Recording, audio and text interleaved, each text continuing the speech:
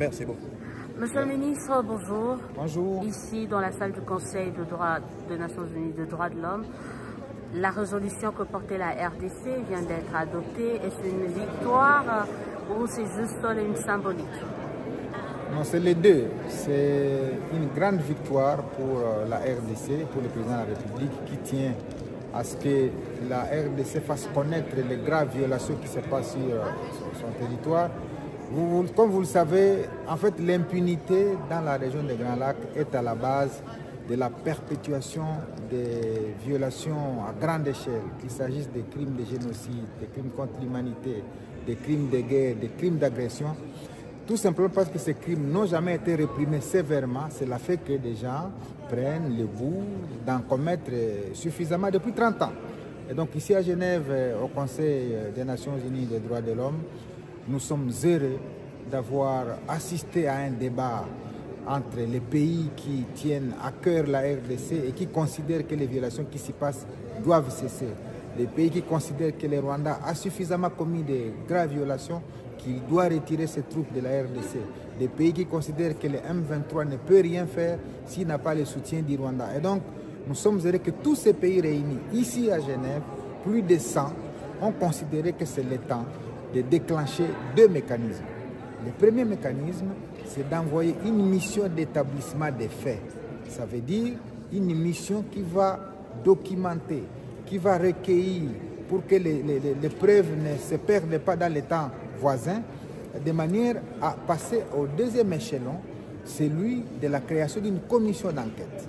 Ce double avantage permet plus tard de se tourner vers l'Assemblée générale des Nations Unies à New York et au Conseil de sécurité et d'activer un autre mécanisme de la Cour pénale internationale pour que tous les crimes qui se commettent dans la zone de Grands Lacs, particulièrement par les Rwandais, ne restent plus impunis et que désormais les auteurs se retrouvent entre les quatre murs pour qu'à jamais les populations de cette partie respirent la paix. C'est donc une victoire et une symbolique importante ici à Genève à laquelle nous avons assisté personnellement avec tous nos collègues réunis.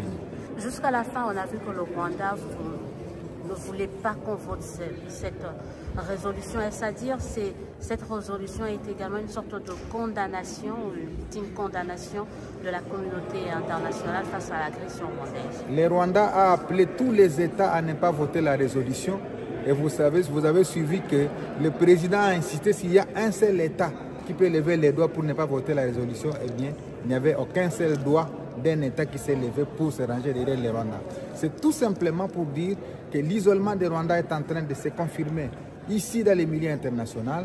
Et donc le peuple congolais, son président et tous ceux qui aiment ces pays doivent considérer que ces crimes qui sont restés impunis pendant 30 ans doivent désormais être punis très sévèrement. Et pour moi, je considère que les narratifs que les Rwandais a promenés dans les oreilles en international, à savoir FDLR, à savoir haine, à savoir je ne sais pas quel type d'autres discours, ces discours sont largement dépassés parce que finalement, au niveau international, on a compris que c'est des discours qui sont vides, que c'est des discours qui ont accroché pendant 30 ans inutilement l'opinion internationale, alors que la réalité, elle est tout autre. Tout le monde sait qu'il y a 5 ans, les Rwandais, il y a plutôt une vingtaine d'années, les Rwandais étaient présents en RDC, de 1998 en 2003. Ça fait 5 ans que les Rwandais étaient présents en RDC.